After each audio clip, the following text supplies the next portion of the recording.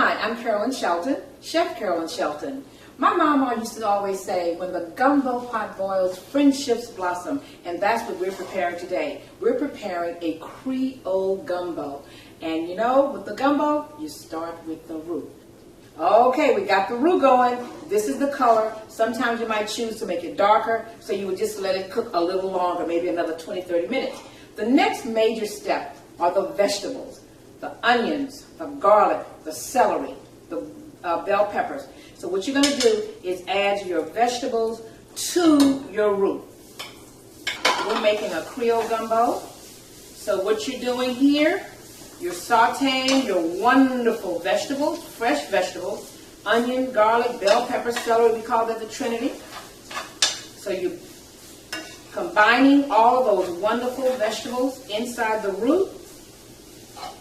And you're going to let that saute for maybe, I would say, maybe 5 minutes.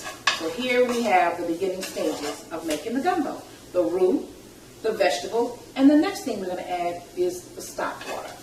If you're making a chicken gumbo, you want to use chicken stock. If you're making a seafood gumbo, you want to use seafood stock. For this seafood stock that I've made, because I've combined chicken and sausages and shrimp, I use a seafood stock. The shells of my shrimp boiled down to this consistency, and I'm going to add that to my roux mix here. And I'm going to let that all blend together.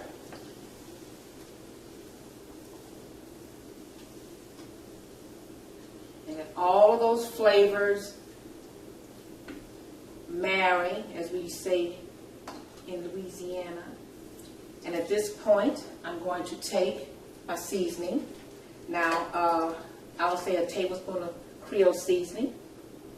You can add a little cayenne pepper, but most of your Creole seasonings have the cayenne and all the other wonderful ingredients in it.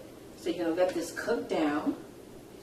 And after this cooks down, then I'm going to add it to my big pot with all of the other goodies in it. The sausages, the crabs, and the chicken. This is the beginning stages of making a Creole gumbo. Now it's time to transfer my roux mixture to the big pot. In the big pot, I have my chicken, sausages, and some other crabs. Now we're about to add the roux to the main gumbo pot. All you do is transfer it like so. Since this is a Creole gumbo, you know, you can get creative yourself. I'm adding shrimp, some crabs, and I'm going to do that right now. Now what you might want to do from this point, you start tasting it to see if it's where you want it. You add your Creole seasoning, because remember, a recipe is sometimes in the palate. So you might want to just kind of sample, taste it a little bit, and you'll let this cook for, I'd say, another 30 minutes, and you'll be ready to enjoy a wonderful Creole gumbo.